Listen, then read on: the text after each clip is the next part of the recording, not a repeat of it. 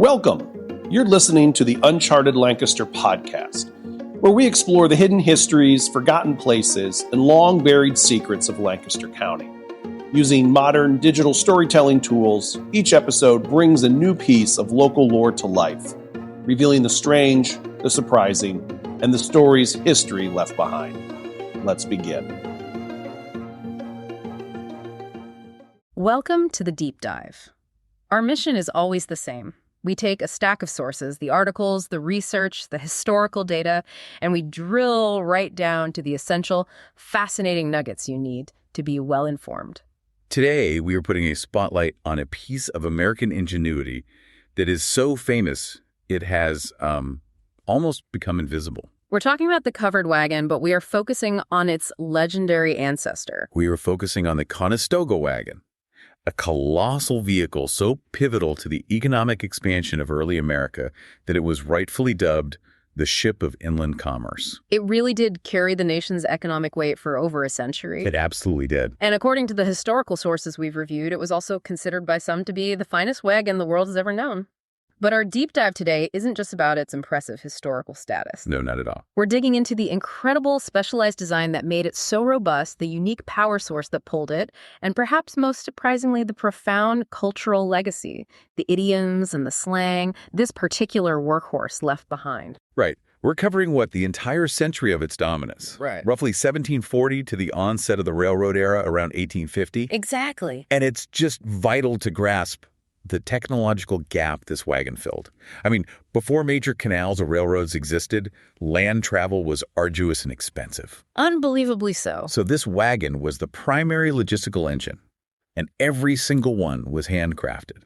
It was a bespoke piece of hardware, a perfect blend of utility and, folk art. Specifically engineered to handle those terrible primitive American roads. Atrocious roads.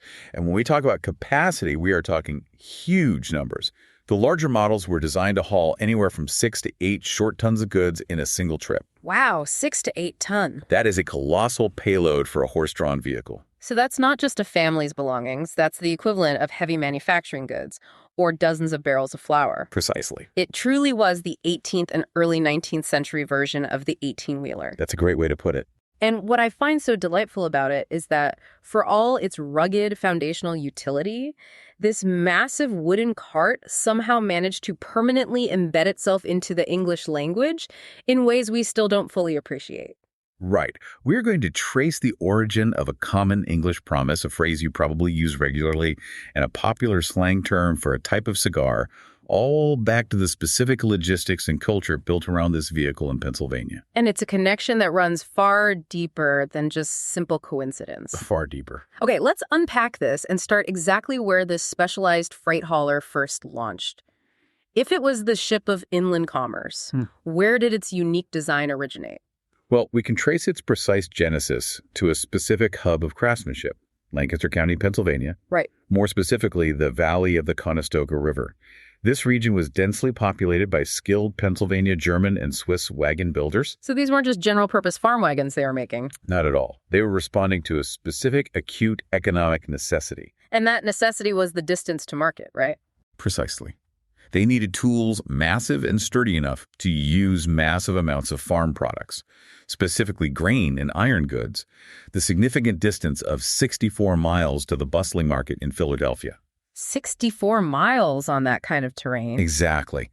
That distance over terrible terrain meant that standard European or English farm wagon designs simply wouldn't hold up. The geography of the American frontier was demanding a new, specialized engineering solution. That makes perfect sense. The terrain dictated the dimensions. Now, the name Conestoga itself is fascinating because it predates the vehicle and connects us back to the original inhabitants of that valley. It does, and that context is crucial. The name Conestoga itself likely derives from the Iroquois language, potentially meaning people of the cabin pole. People of the cabin pole. Yeah. It was the name given to the local Native American tribe, the Susquehannock, who inhabited the region. So the name carried a deep foundational connection to the land long before the wagon started rolling through it. Indeed. These Conestoga people established early trade relationships, particularly in the lucrative fur trade, with William Penn's colony around 1700. But as colonization advanced and the primary fur trading shifted further west, their local influence declined drastically. And this history, however, took a tragic turn in late 1763. It did. That's the period often associated with rising colonial tensions and vigilante violence. Right, the Paxton Boys. Exactly. That year, a vigilante group known as the Paxton Boys brutally massacred most of the remaining Conestogas. So by the time the wagon achieved its fame and was rolling over those roads, the name it bore carried the weight of a complicated, violent, and highly consequential past. It's a painful reminder of the human cost of frontier expansion. It really is. It's so important to remember that complexity when we discuss the history of a piece of hardware. But moving to the hardware itself, when does this specific specialized wagon actually enter the concrete historical record? We have a clear date. December 31st, 1717. The record comes from James Logan, who was William Penn's former secretary and a very influential Philadelphia fur trader.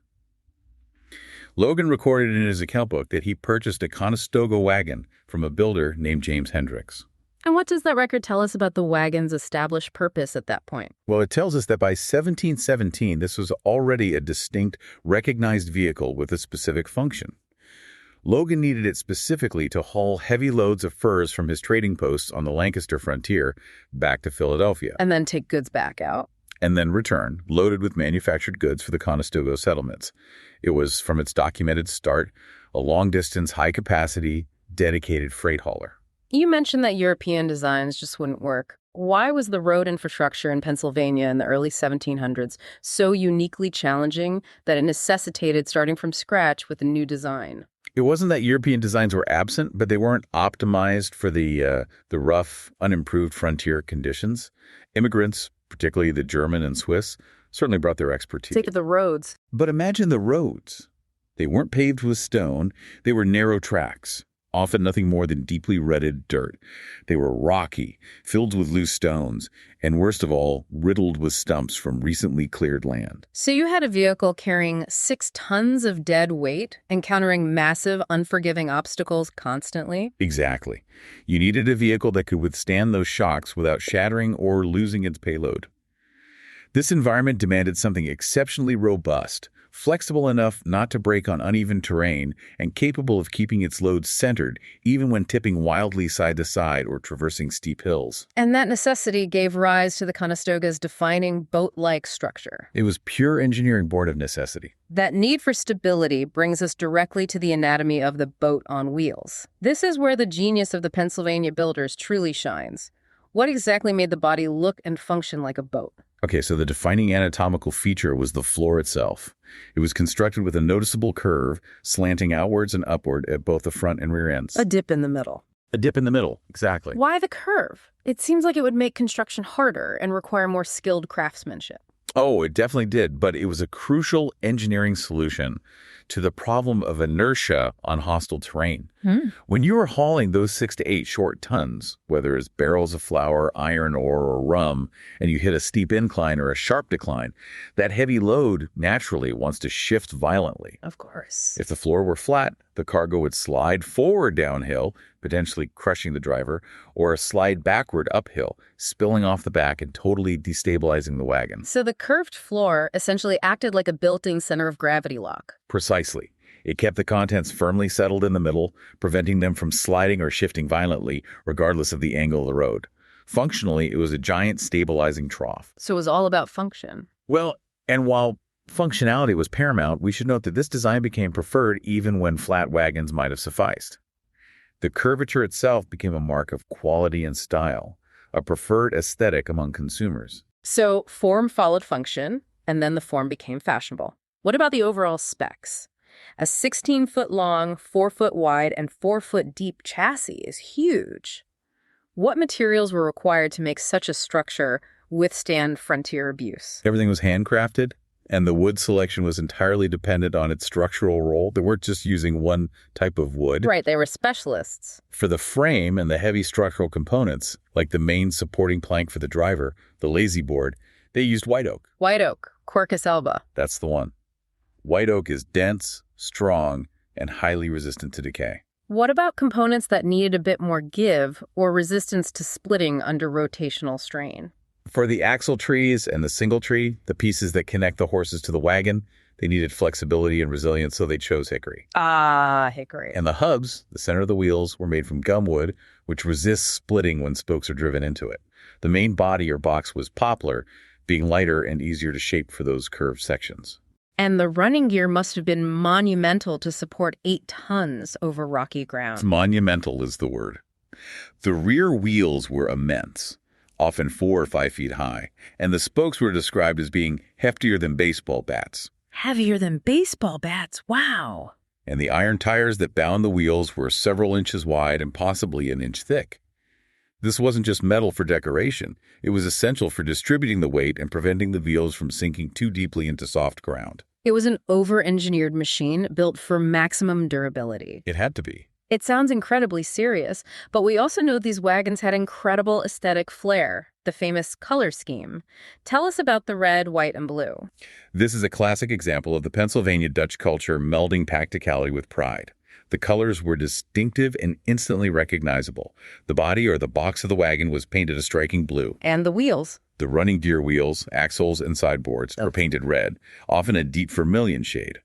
The ironwork was painted black. And the white element came from the massive covering, which gave the wagon its covered name. Exactly.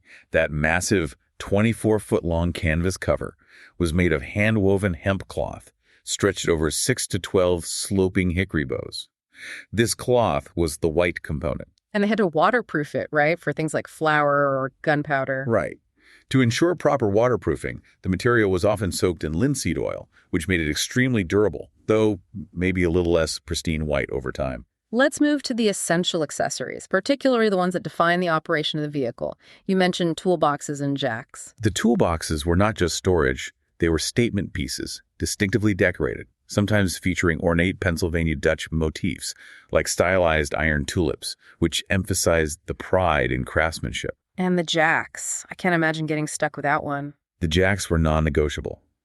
Given the weight and the risk of getting hopelessly mired in deep mud, especially during spring thaw, a specialized, powerful jack was required to lift the wagon for wheel repairs or for placing planks beneath it to gain traction.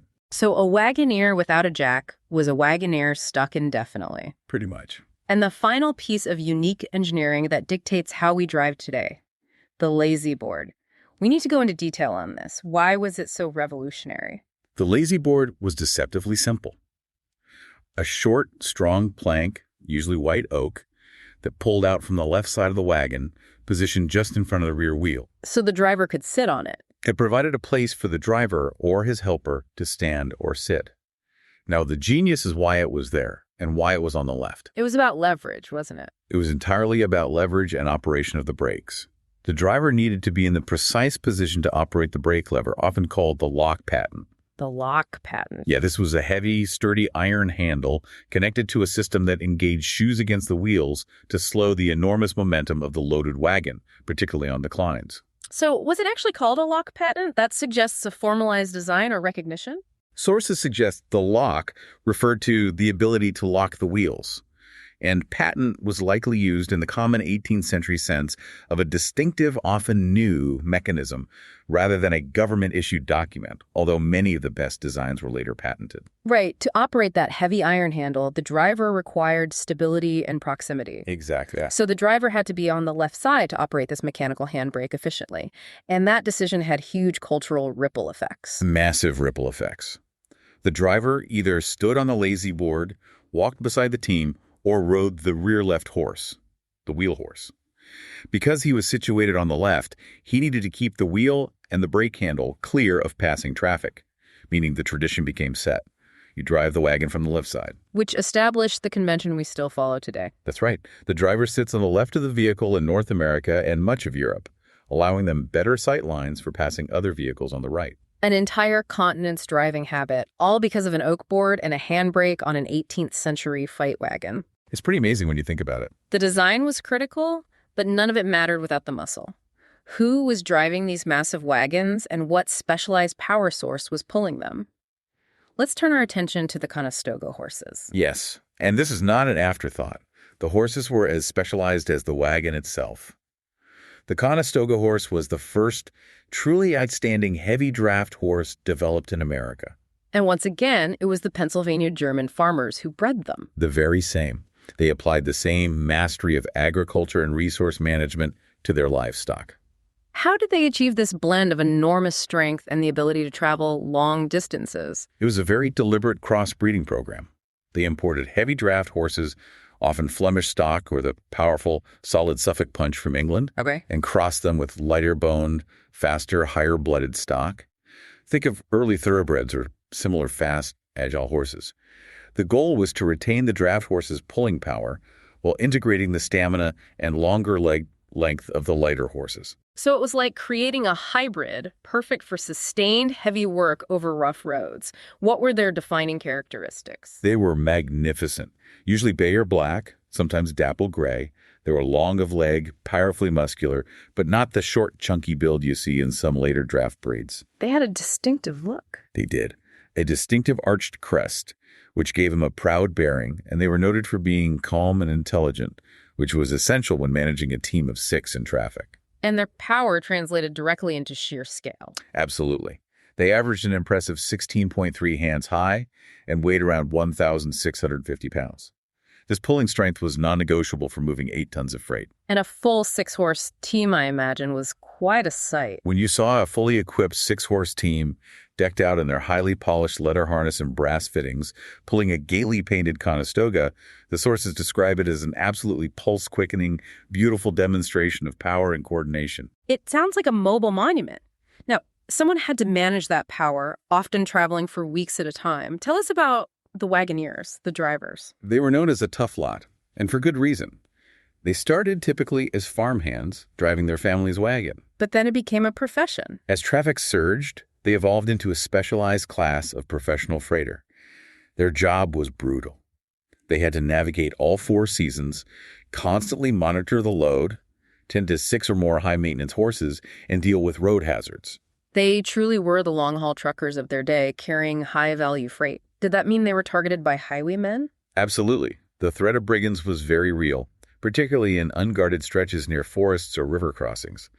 Wagoneers learned to travel in groups when possible, creating an informal convoy culture. They were also competitive, I read. Highly competitive, often ready to race each other when the opportunity arose on a clearer stretch of road, establishing reputations based on speed and reliability.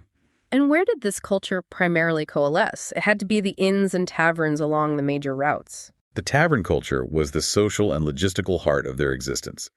These inns, or stations, weren't just for sleeping. They were communication hubs, repair shops, and social centers. And there were a lot of them. Consider the density. Between Chambersburg and Pittsburgh, one source estimates there were about 150 taverns. That's roughly 1 every mile on that major route. 1 tavern every mile. That speaks to the insane volume of traffic passing through those corridors. It does. These establishments often featured massive, painted signs mounted high on posts to catch the attention of approaching teams, even in poor weather. The keepers, who were often influential local figures, profited hugely from the sale of liquor and meals, but mainly from providing essential overnight services. What was the overnight ritual like, especially in winter? They were dealing with incredibly heavy equipment and primitive conditions. They were meticulously cautious, particularly about the wagon itself. A key ritual in winter was parking the heavy vehicles on thick planks overnight. And why was that so important? It was a critical preventative measure, ensuring the massive iron-bound wheels wouldn't freeze solidly to the muddy or wet ground, which would make departure nearly impossible the next morning. So protecting the wheels from ice was as important as feeding the horses. And the cost of this intensive service? Remarkably low by today's standards. An overnight stay for the wagoneer, which often included a place to sleep, frequently shared, plus feed and water for the team, would often cost less than the $1.75 total. $1.75. That incredibly low price point speaks to the sheer economic scale and volume of the freight hauling operation across Pennsylvania. The wagoneers had a set routine. Breakfast, meticulous tending to the horses, and then departing for the next leg of the journey before dawn. The entire early American infrastructure was built around sustaining this heavy freight flow. It truly was. It's astounding that this entire complex ecosystem revolved around a single vehicle.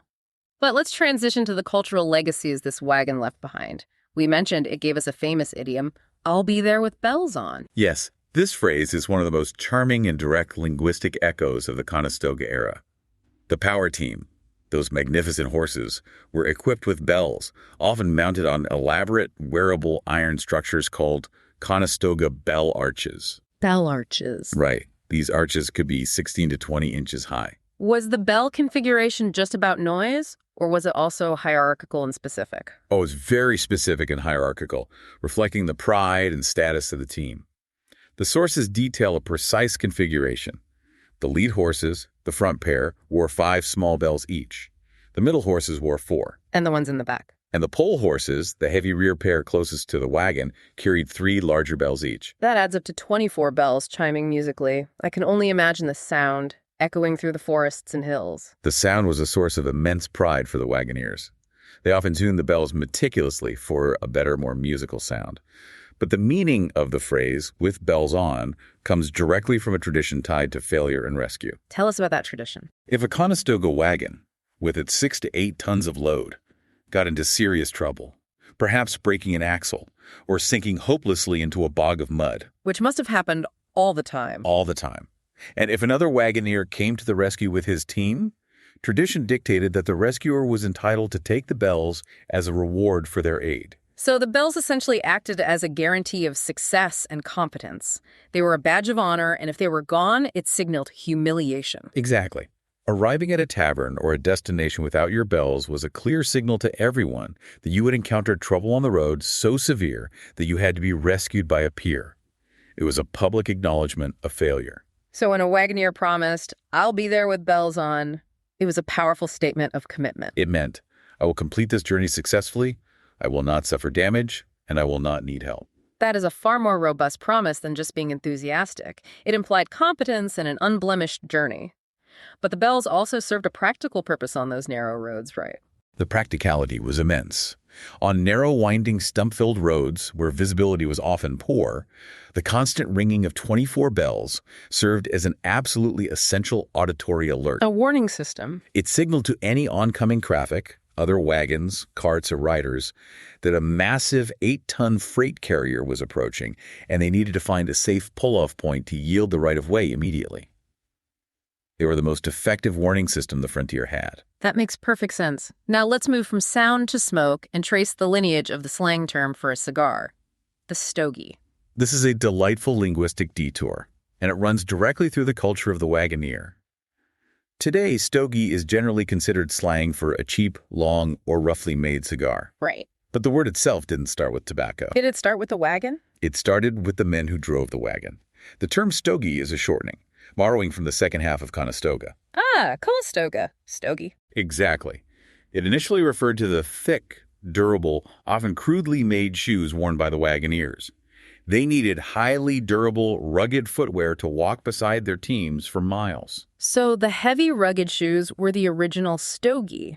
How did it jump from footwear to a stick of tobacco? Well, the men who wore the stogies, the wagoneers, were constantly seen smoking a particular type of long, slender, inexpensive cigar. So the cigar became associated with them. Because they were so ubiquitous among these drivers, the cigar itself quickly became associated with the men and the rugged lifestyle. The term stogie transitioned from describing the durable shoe to describing the cheap, durable smoke favored by the wearer. They did a clear linguistic evolution. The affordability and durability of the cigar mirrored the utility of the wagon and the toughness of the driver. Exactly. The term appeared in print by the early 1800s. Because they were affordable and easy to manufacture, stogies became incredibly popular with the working class. Their use soared, and they became a staple for both Union and Confederate soldiers during the Civil War. A momentary psychological escape from the stress of battle. A true utility item, just like the wagon. However, as the 19th century ended and more refined, expensive cigars gained prominence, the word stogie began to carry connotations of poor quality and cheap construction. Which is how we think of it today. Right. It's a testament to how language evolves that today, cigar companies universally avoid the term because it implies a lack of luxury, yet it's a direct reference to the most critical logistical force in early America. Let's track the Conestoga's lifespan. The golden age of the specific vehicle is generally set between 1740 and 1840. What did this peak commerce look like in terms of sheer scope and volume? The scope was staggering.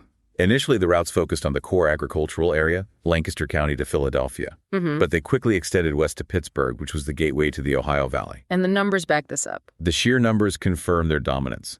Historians estimate that as early as 1749, approximately 7,000 of these massive wagons were in active use. 7,000 in use across the colonies is a monumental number that suggests massive organizational capacity. And that number swelled to around 10,000 wagons at their peak. While many were owned by individual farmers moving their own crops, later, specialized freight companies emerged, managing large fleets. And they traveled in huge groups sometimes. At peak, these companies sometimes deployed wagons in enormous trains. Some accounts suggest convoys of up to 100 wagons traveling simultaneously. Imagine the dust, the noise, logistical chaos of 108-ton wagons, each with a 6-horse team, moving together on a narrow dirt road. It must have been a spectacle and a logistical nightmare for anyone else trying to use the road. Between 1750 and 1775, more than 10,000 Conestoga wagons are estimated to have traveled toward Philadelphia annually. With up to 50 to 100 wagons moving daily along the key routes, like the Conestoga Road and the Great Wagon Road. What were the essential goods moving through this network? They functioned as an economic arterial system. They primarily hauled agricultural goods, particularly processed materials like flour, and heavy industrial outputs like iron ores heading west. Even on the way back. The return trips brought back manufactured commodities for the growing frontier. Tools, clothing, furniture, lead, gunpowder, rum, and crucially, salt. They were delivering the necessities that allowed settlements to grow and thrive. But the Conestoga's role wasn't limited to commerce. It was also vital, though famously disastrous, in early military logistics, particularly the French and Indian War. Let's look at the Braddock expedition of 1755. Right. General Edward Braddock needed to move a full British army, including heavy artillery, through the wilderness to capture Fort Duquesne. That meant he needed wagons and lots of them. He had a massive logistical requirement. Massive. Braddock initially demanded 150 wagons and 1,500 pack horses from the local populace. This immediately created a massive political and economic crisis for the colonies. Why did Benjamin Franklin, who is tasked with gathering these resources, face such difficulty? Franklin's job was nearly impossible for 2 reasons. First, the economics. Farmers simply could not afford to sacrifice their essential capital, a 6-horse team and a massive, expensive wagon for indefinite military use. These were their livelihoods. And the second reason? There was significant political resistance, particularly from the Quaker-dominated Pennsylvania Assembly, which was politically opposed to the war and hesitant to provide resources to the British military. So he essentially had to force or cajole the citizens into compliance. He did. By April 1755, only 25 wagons had arrived at the frontier outpost, and many were already reported as being in poor condition. Franklin eventually had to issue a public address appealing to the citizens' sense of duty and offering specific, guaranteed compensation terms, which finally broke the logjam. And it's noted that many of these weren't even the top-of-the-line freight haulers. That's right. Many were actually smaller, adapted farm wagons rather than the largest Conestogas. The expedition, of course, was a catastrophe at the Battle of the Monongahela. What was the tactical impact of losing that logistical train? The loss was profound. As the British forces retreated in disarray, they realized that the vast cache of supplies, artillery, and the wagons themselves would be a massive asset for the French and their Native American allies if captured. So they destroyed them. To prevent this, most of the remaining wagons at Dunbar's camp were deliberately burned. This included invaluable tools, food, and heavy artillery components that had been painstakingly hauled over hundreds of miles. That logistical collapse must have been devastating. What was the final tally of the loss for the wagoners? Out of the 146 wagons employed in the campaign, only a few returned to the eastern settlements, and most were damaged beyond salvage. But the owners were compensated, at least. The saving grace was that Franklin's promise was largely honored. The owners were eventually compensated, both for the use of the wagons and for their complete loss. But the Braddock disaster underlined the vulnerability of complex land-based logistics in deep hostile territory, even when utilizing the finest wagon in the world. Okay, here's where we need to clear up the biggest historical confusion surrounding this wagon. When people romanticize the American West, the pioneering families moving their homes, they picture a covered wagon, and they call it a Conestoga. And that's usually wrong. It is the most pervasive myth amplified by Hollywood. The heavy freight-hauling Conestoga Wagon is a distinctly different vehicle from the one that dominated the Oregon and California trails. We need to clearly differentiate the two. What was the critical flaw of the Conestoga for the westward migration? Weight and cost. The Conestoga was generally far too heavy, far too expensive to purchase and maintain, and critically, it required too many specialized, expensive draft animals, 4, 6, or even 8 Conestoga horses, for a journey that spanned thousands of miles across arid lands with limited forage. So it was just the wrong tool for the job. Completely wrong. Pioneers were not hauling freight for profit. They were moving their families and minimal possessions. They needed resilience, but also efficiency. So if the Conestoga was the wrong tool, what did the pioneers actually use? They overwhelmingly preferred the lighter, simpler, flat-bodied wagons known as prairie schooners, or Wester wagons. Prairie schooners. These were derived from the Conestoga concept, but were specifically optimized for lighter loads and much longer, slower journeys. The flatbed, while less effective on steep hills, was cheaper to build and allowed the pioneers to sleep inside, turning the wagon into a temporary mobile home. And the power source was also different, which reduced the cost significantly. Absolutely. The prairie schooners were usually pulled by oxen, not the expensive high-maintenance Conestoga horses. Oxen are slower, but they are incredibly strong, cheaper to acquire, and critically, they are far more capable of surviving on the sparse grass and scrub found along the western trails. So the prairie schooner is the image we should have in our minds. The name itself, referring to the lighter canvas covers making them look like ships sailing across the vast plains, is the visual image most people should associate with the move west. So the Conestoga was the specialist freight hauler for the Northeast, and the prairie schooner was the flexible family vehicle for the West. By the mid-19th century, the era of the Conestoga had ended in its home region. Why did this finest wagon in the world fall out of common use so swiftly after 1850? It was pure technological displacement driven by economics and speed. Simple as that. The Conestoga wagon had been the undisputed king of terrestrial transport, but that changed dramatically as the United States industrialized and major infrastructure projects came online. Specifically, the canals and, most fatally, the railroads. Precisely. Canals like the Erie Canal and then railroads proliferated across the East and Midwest, providing a means of transport that was exponentially cheaper, faster, and more efficient for moving bulk manufactured goods and agricultural produce. There was just no way to compete. A 6-horse team might move 10 miles a day. A train could move 50 or more, carrying hundreds of times the payload. The economics simply didn't work anymore for the wagoneer. The competitive edge vanished. It did. Freight companies, like the Reading Company, could haul coal or flour by rail at a fraction of the cost and in a fraction of the time compared to land-based wagons. This decline was a national trend, but it hit the heart of the Conestoga's manufacturing home, Pennsylvania, the hardest. Which means the end of a long, specialized tradition. By the outbreak of the Civil War in 1861, the manufacturing of new, heavy Conestoga wagons had largely ceased. It's a sad end, but a predictable one in the face of industrial progress. But they didn't disappear overnight. No, and it speaks volumes about their robust construction that these wagons often lingered for decades in rural areas, repurposed for local farm use. We also see that lighter regional variants, like the Nissen wagon of North Carolina, which was derived from the Conestoga design, survived well into the early 20th century. Proving that necessity always finds a way to adapt the technology. Exactly. But the golden age of the specialized freight hauler was officially over. This has been a truly deep dive into a piece of specialized hardware that defined a century of American growth.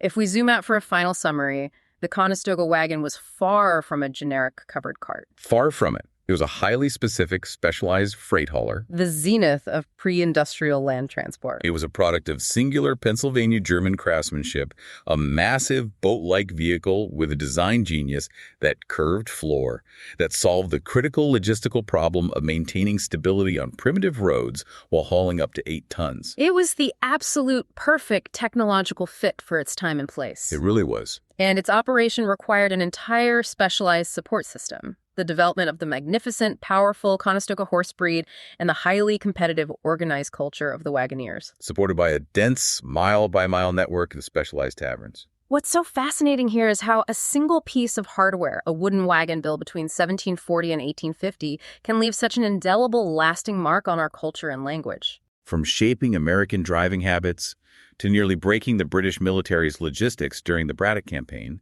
and providing us with common idioms like, "I'll be there with bells on." And the very word we use for a cheap cigar, stogie. Its influence far outlived its utility. Which leads us to our final provocative thought for you to consider, based on what we've uncovered about specialization.